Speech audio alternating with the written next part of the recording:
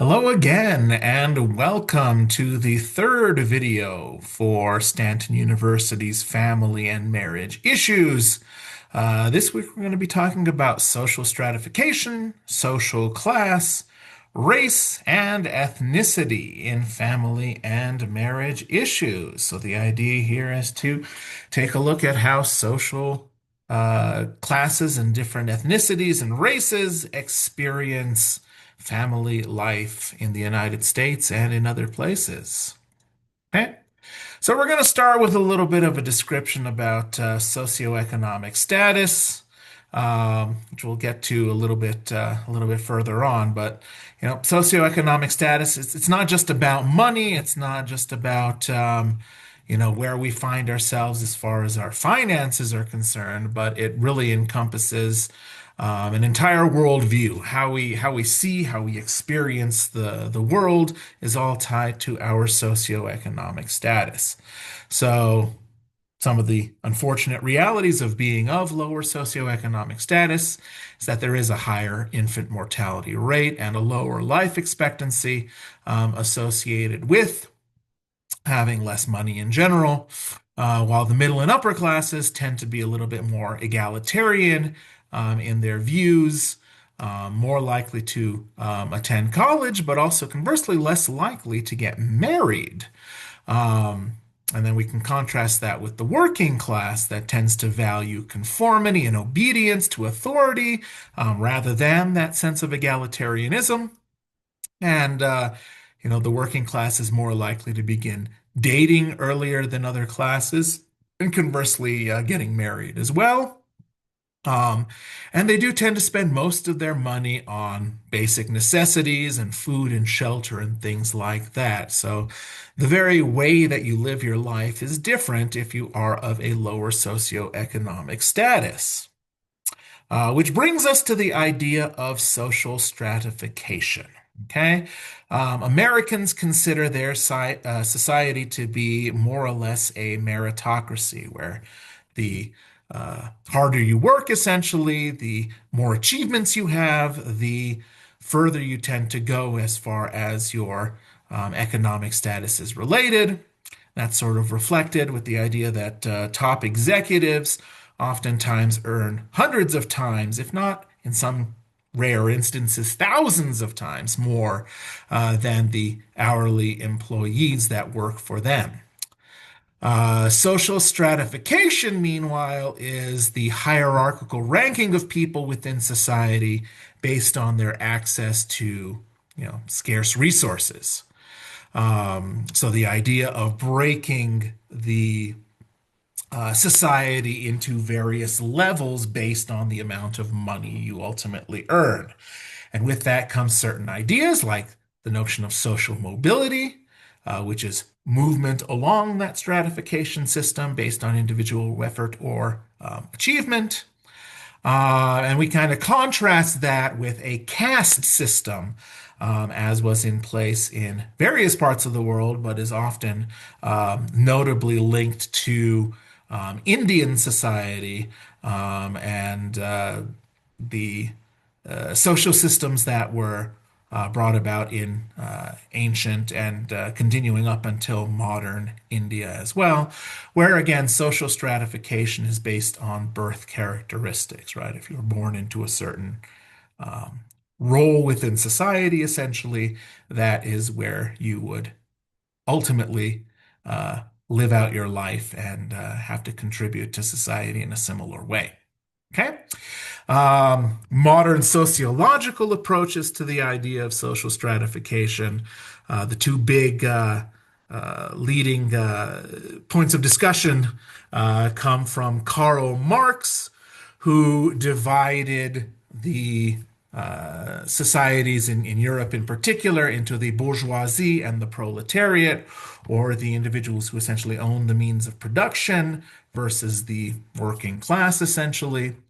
And then there's Max Weber, who looked at social stratification from a number of different viewpoints, particularly wealth, prestige, and power. So to kind of give a little bit of context there, Karl Marx, very famous for his theories on communism, and the ideas of critical theory and how to take power away from individuals who are in positions of power and giving them to individuals um, in the lower classes or the lower division of society, versus Max Weber, who was very much about the notions of hierarchy and coming to understand social interactions based on the characteristics that you have as an individual taking part in some role in society.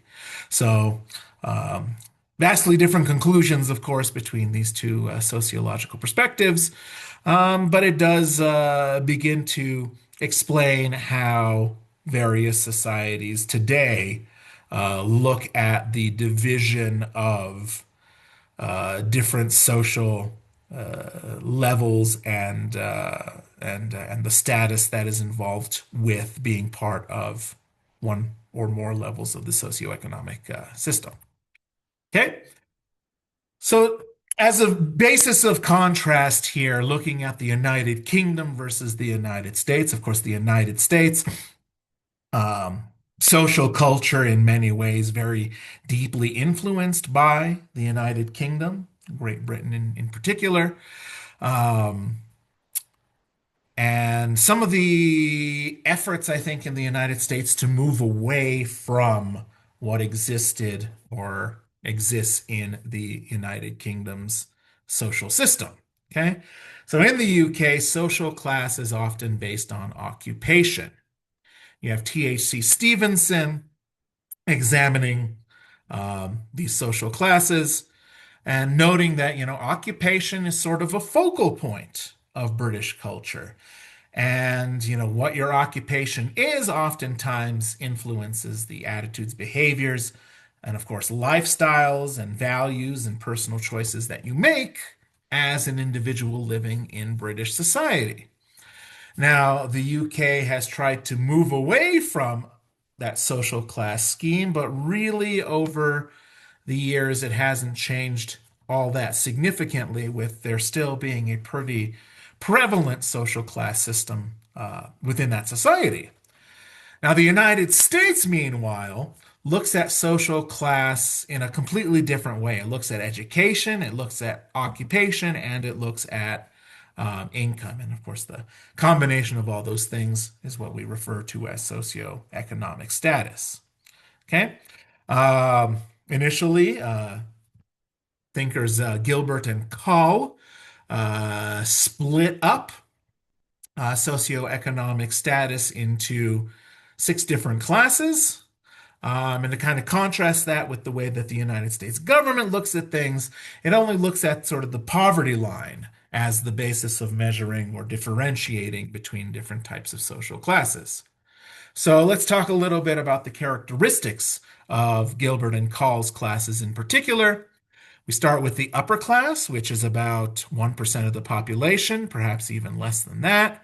Um, One major characteristic of the upper class is that they tend not to mix with the other classes nearly as much as the other classes interact with one another. And the upper class is usually divided into two main groups. There is the old money group and the new money group. Old money being individuals who have been generationally wealthy, their parents were wealthy and perhaps their grandparents were wealthy before them, versus new money, which are the individuals who amassed wealth within a single generation. Okay? Contrast that with the upper middle class, which is about 15 to 20% of the population, give or take.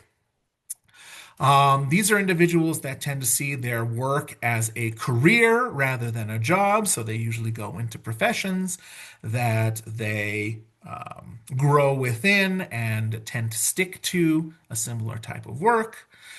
These individuals tend to get married later. They tend to forego having children. And a majority of the children that they do have do wind up going to college. And again, oftentimes pursuing careers rather than jobs. That's supposed to be middle class. The middle class roughly represents about 40% of the population as a total. Um, these are going to be individuals who prioritize security at home and at work.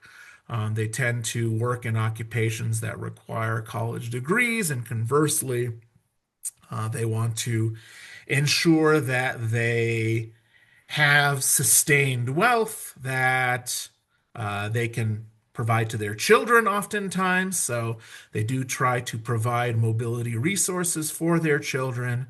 They oftentimes limit their family size. Both parents wind up working.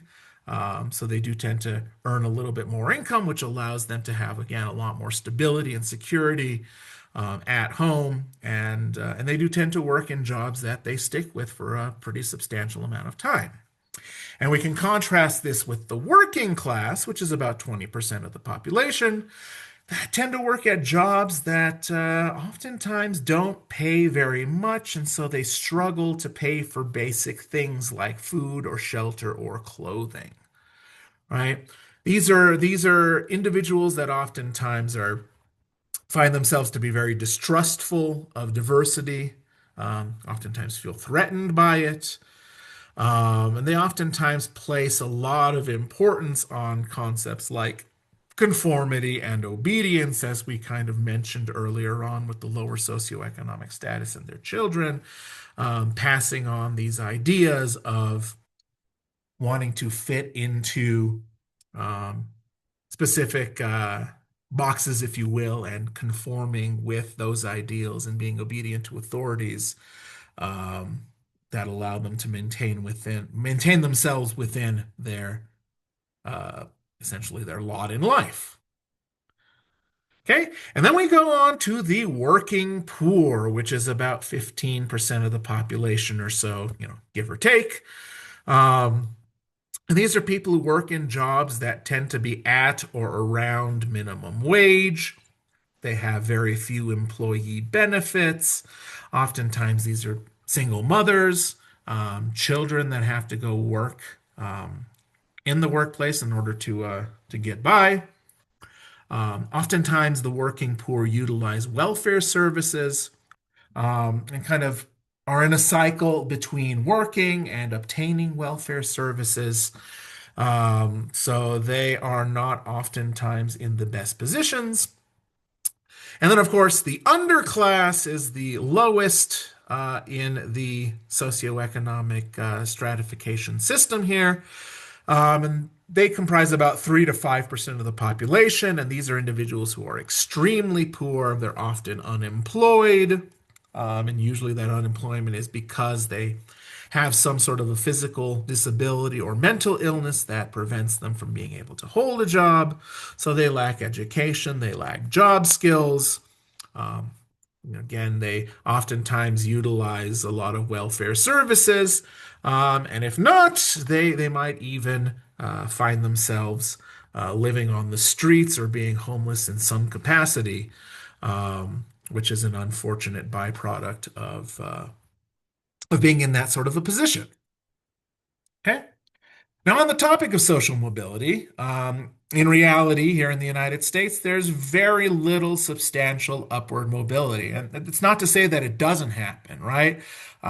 For example, I grew up in a working class family, and I would consider myself upper working class now as a college professor, being able to have taken advantage of education resources and to be able to find a lucrative career. But that isn't necessarily the case the majority of the time, unfortunately.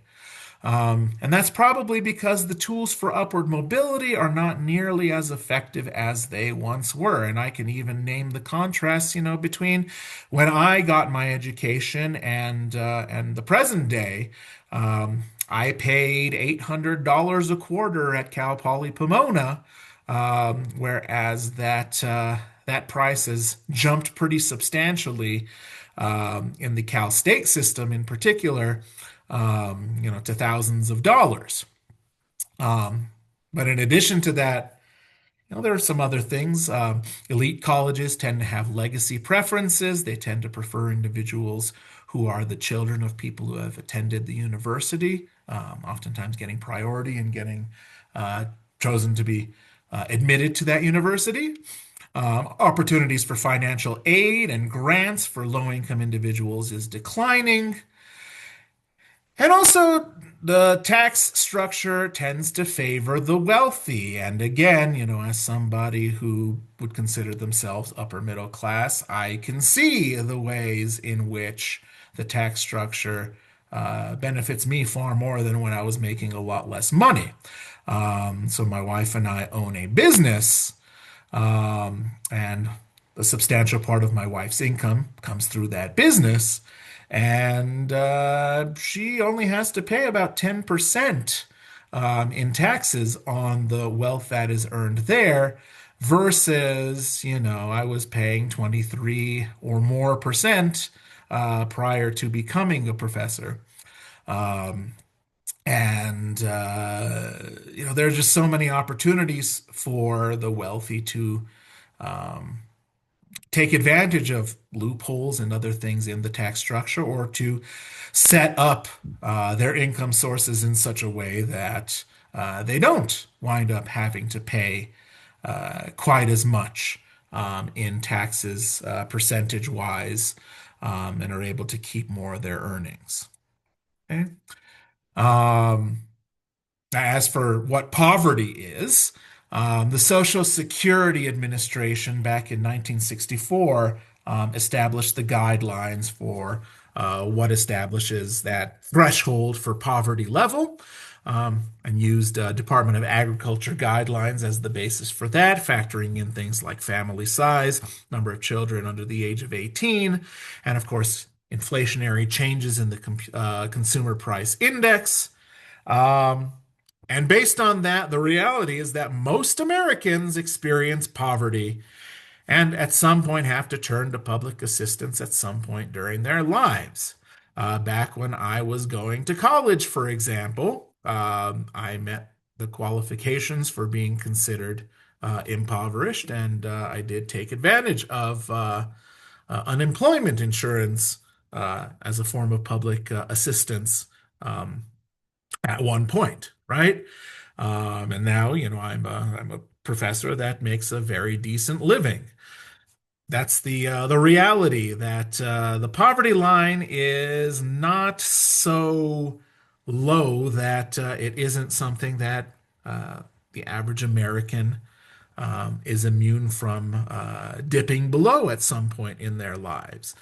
The unfortunate thing is if individuals remain under that poverty line and do face significant difficulties in raising a family and just living their day-to-day lives.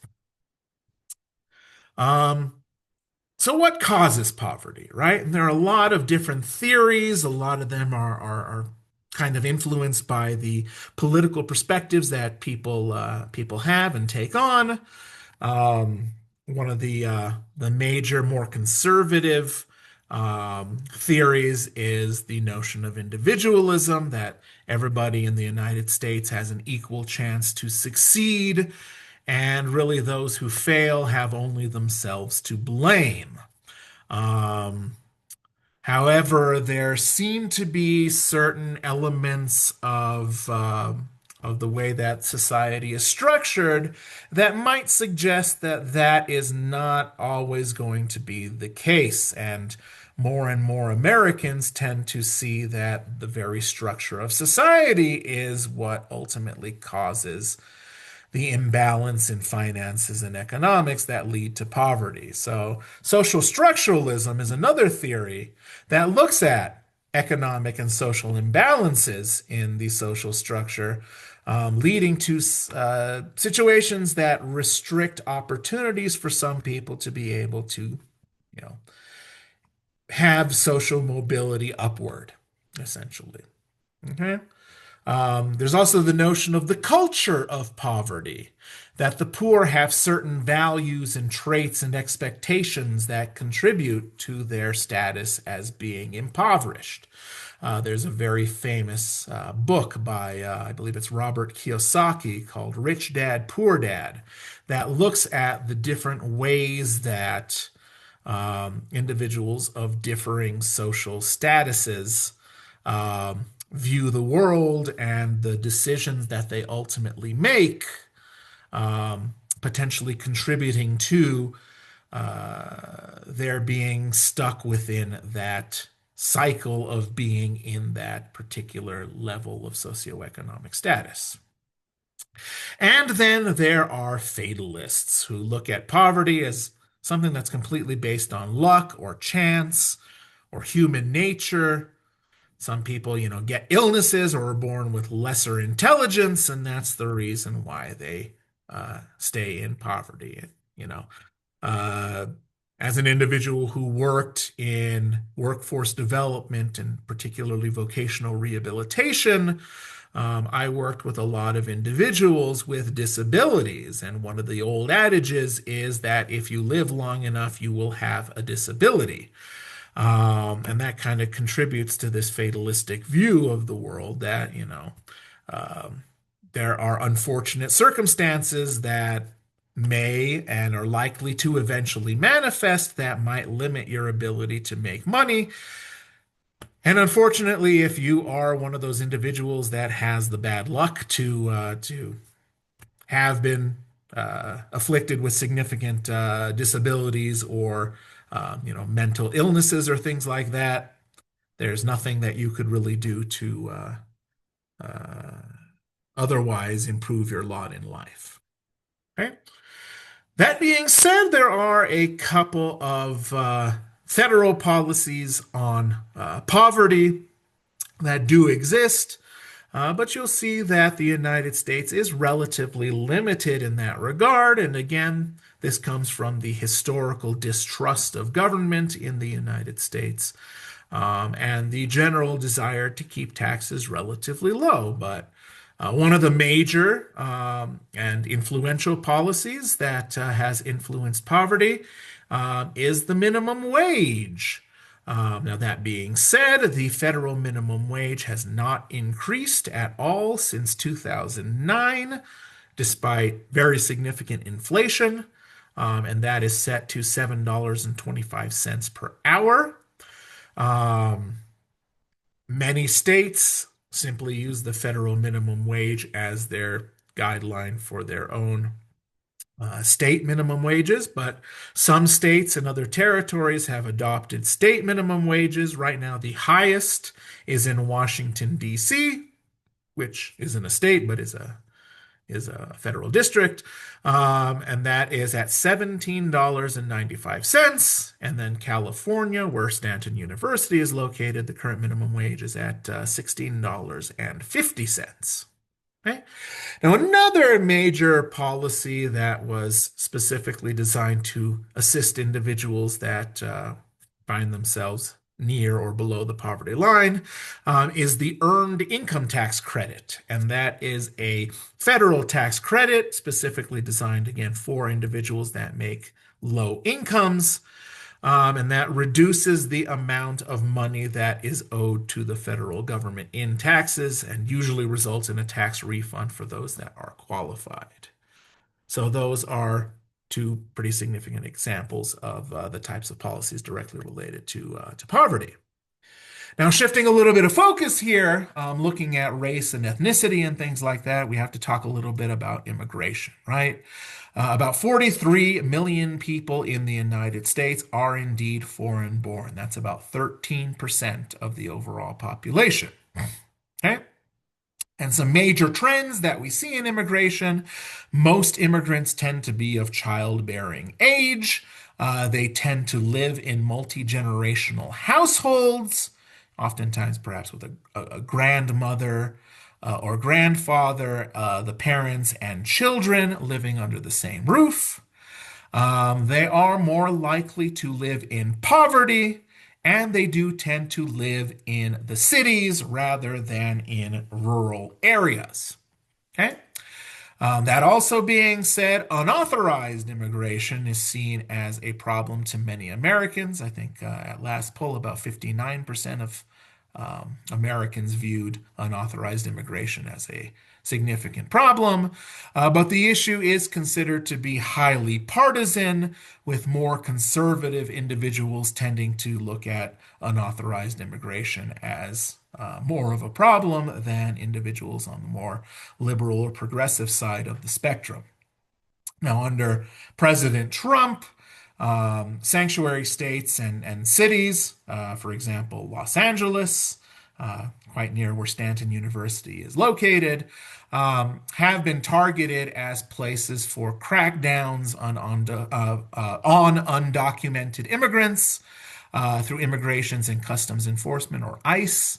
Um, and that's led to a pretty significant backlash, with about 20 million going out into the streets to protest against these detentions of undocumented immigrants throughout the country. So there is quite a bit of tension as it relates to immigration as of the time this video is being filmed. So now let's talk a little bit about race and ethnicity and what the differences are between those classifications of people.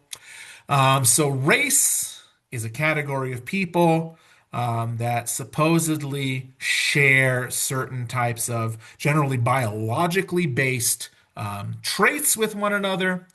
Um, the general idea of race as a social theory came about in the 1800s, the 19th century, as part of a kind of a three-part system. Caucasian, which would be individuals that are primarily would be considered white. Negroid, so individuals that are primarily from the African part of the world, also incorporated some elements of individuals in parts of the Middle East, and Mongoloid, which essentially would be individuals that are in most of the Asian areas with Asian type of biological features. And of course, the different categories for that have expanded very significantly since. But the fact of the matter is that the classification system is often considered to be very inadequate because people around the world display a very highly diverse variety of traits.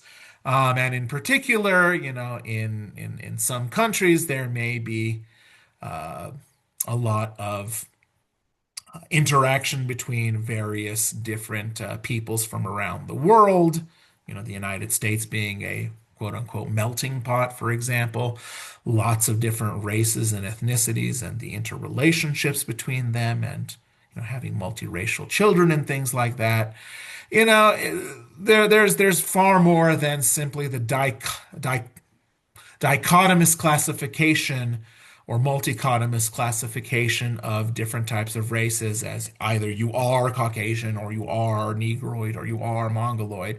And race is more seen as something along a continuum rather than, having that yes or no set of characteristics the way that racial categories were initially conceived of in the 1800s. So to contrast that, we have ethnicity, which focuses more on shared cultural characteristics rather than the physical characteristics. So, take for example,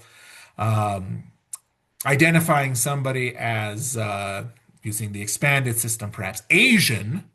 Um, you know, that would be a racial category, but ethnically, you would probably identify as perhaps Chinese, which is vastly different category of Asian than, say, somebody from the Indian subcontinent, or perhaps somebody from Southeast Asia or Oceania or something like that, Pacific Islands. Um, so it's all about cultural characteristics rather than physical characteristics. It's about culture rather than the biological heritage, as a means of better identifying and distinguishing what characteristics individuals have from one another. Okay, so minority groups and the concept of racism. Okay, so minority groups are going to be categories of individuals that are seen as having less power than the dominant group. Um, and this is a concept that exists in all cultures that do interact with other cultures. And it's not always going to be the statistical minority, right? As an example, black individuals in South Africa, who are technically the statistical majority, were deemed to be a minority group under the apartheid system, for example. Okay. Um, Racism, meanwhile, is the belief that race is a primary determinant of human traits, and therefore that racial differences produce inherently superior and inferior um, races and categories of individuals from one another. And generally, this relegates minorities to an inferior status, and of course, the majority to a superior status. And, this is based on two different elements of racism. The first being prejudice, which are negative attitudes toward the racial or the ethnic group that's based on stereotypes, very rigid stereotypes, and discrimination, which are negative behaviors rather than attitudes. So actively doing things that work to the disadvantage of the racial or the ethnic group. Okay? And then, in addition to that, I do want to mention the notion of internalized racism, which is an unconscious acceptance of the dominant group's racial views of members of, again, usually those minority racial and ethnic groups. Okay. So now let's talk a little bit specifically about Hispanic life in the United States. Okay. So the term Hispanic refers to individuals who see their ethnic ancestry as rooted in the Latin American parts of the Americas or coming from Spanish influence. And most Hispanics in the United States, notably, are not recent immigrants, but nevertheless, you'll see that the types of prejudices and discrimination that is often against Hispanic individuals in the United States is based on the false belief that perhaps they are indeed recent immigrants, when in reality, a lot of Hispanics are multi-generational. They've been here in the United States, born in the United States for multiple generations. So 1 in 3 adults in the US believe that Hispanics are indeed discriminated against in society today. One of the big elements and one of the interesting splits that we see that kind of separate Hispanic culture from some of the other cultures in bilingual education. There are about 4.6 million children in the United States that participate in English language learner programs. Of course, the majority of them are Hispanic, but a lot of Asian children also participate. Now, that being said, there seems to be more of a concern over Hispanics who don't speak English, and it's seen as more problematic than Asians who do not speak English. So, again, that kind of shows that there's a bit of a split and perhaps prejudicial and perhaps even discriminatory perspectives in the United States against individuals who are considered Hispanic. Black families in the United States. So, black is a very broad racial category, whereas African American is what is used to identify the ethnic group of individuals living in the United States that have genetic and perhaps even some ethnic and cultural ties to African cultures. So, African Americans, some characteristics there, they're less likely to be married, more likely to have children than other groups, more likely to have significant extended family relationships, and unfortunately are more likely to be poor as well. And they comprise roughly about 13% of the population. Now, that being said, the civil rights movement has helped a little bit. African Americans Reaching middle class status is growing pretty significantly in the US. Black women complete college at a very high rate compared to many other groups. So there are some positive changes happening for families that are of African American heritage. One notable, interesting element of Black families in the United States is that grandmothers often play a very significant familial role in these families. And they are oftentimes the individuals that are primarily responsible for the rearing of grandchildren. So they engage in, the managing and caretaking, coaching, and a lot of nurturing roles within the family. um, which puts them in a position of greater respect in African American families when contrasted with many other different groups. Okay, Asian American families now. So there are more than 20 million U.S. residents that are either Asian or Asian American. And again, this comprises of one or more races, and Asian is sort of a catch-all for a lot of different racial and cultural elements. So you have, Far East Asian, Southeast Asian, Pacific Islander individuals living in the Indian subcontinent or coming from the Indian subcontinent, all being considered Asian individuals. Of course, Central Asia as well. Um, so Asians initially started coming to the United States about 150 years ago, oftentimes as low-skilled laborers.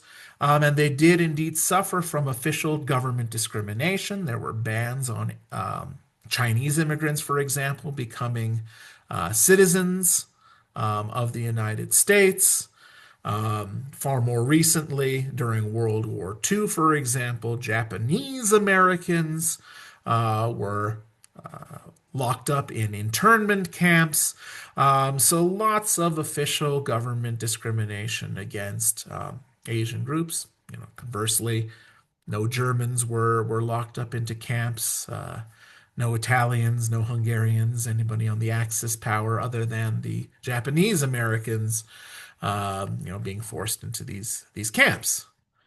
The Immigration and Nationality Act ultimately paved the way for more Asian immigration, as there was now a pathway to becoming a citizen or being naturalized in the United States.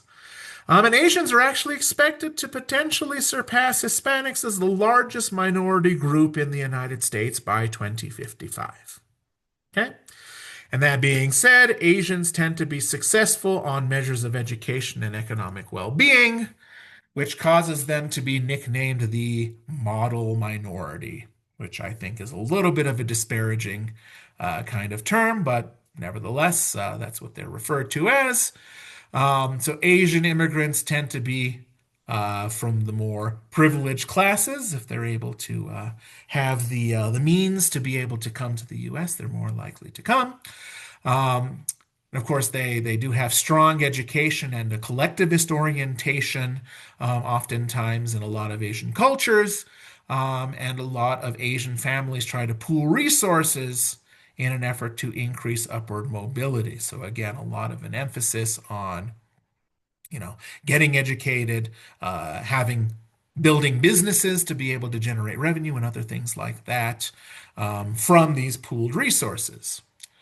Asian immigrant adults also are less likely to assimilate than individuals in other cultures, which oftentimes actually leads to some generational tension with their children, who tend to identify more as being part of the American culture, which is another interesting dynamic in Asian families. Native American, Alaska Native, and other types of so-called American Indian families. So again, this refers to individuals who see their origins as part of the early peoples of North, Central, and South American societies, who do maintain some degree of tribal affiliation or community attachment. So it's important to note that most individuals from these groups do tend to live in the general community rather than on reservations and things like that, which is perhaps a common misconception in the United States. So Native American families are twice as likely to be headed by females. They do have very high rates of poverty, and individuals in these types of families tend to be in poorer health. They tend to face more problems at school, and they have higher levels of psychological stress than in other groups as well. And then, of course, interracial and interethnic families, particularly in the 1980s, were just a pretty significantly increasing number of marriages between individuals of different races and different ethnic backgrounds. Um, the unfortunate reality is that a lot of multiracial couples experience over racism. I have my own stories to tell in that regard, but might not necessarily be the most appropriate in an academic setting. But I have friends that were traveling, an African American male and a Caucasian female, and there was overt racism. They were not dating, they were not in any sort of a relationship, but people would comment on the fact that a Caucasian female was in the presence of an African American male in some parts of the country. So, interracial couples often don't report their children as multiracial, but rather uh, choosing one ethnic group or the other, particularly groups that have some degree of African ancestry. Back in the day, individuals that had any African American blood in them were considered black rather than white legally. And perhaps this is the reason that Barack Obama, who is of mixed racial heritage, is considered black rather than being multiracial. But that is some sort of that is a common occurrence in the United States, even today, that people choose to identify as one race or the other. So, in terms of specific policies related to race and ethnicity, affirmative action was a set of policies designed to try to increase opportunities for minorities by offering essentially preferential treatment in education and hiring, seen as very, very controversial. Either seen as a necessary evil to remedy the uh, past injustices against minorities, or seen as a misguided attempt at social engineering on the other end of the political spectrum. And affirmative action programs changed over time with a variety of U.S. court decisions. Specifically looking at actions taken by universities for preferential admissions, ultimately being deemed unconstitutional. And in 2023, with Students for Fair Admissions versus Harvard University and Students for Fair Admissions versus the University of North Carolina, the Supreme Court ultimately decided to overturn affirmative action programs in the United States.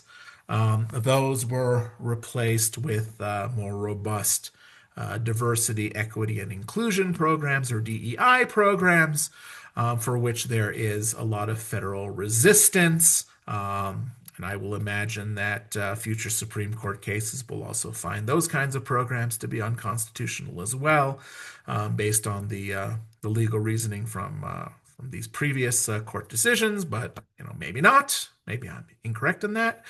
Um, but that was one of the major social policies that were put in place to try to improve um, the the socioeconomic situation of social minorities and leading to more social equity.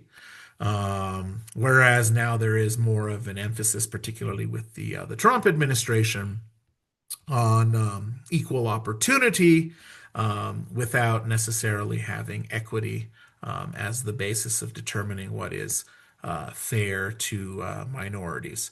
So it'll be interesting to see in the coming years what kinds of policy changes we're going to be seeing related to general equity in society and the possibilities for upward mobility, social mobility, I should say, for minority individuals, um, as long as we have a more conservative president in place.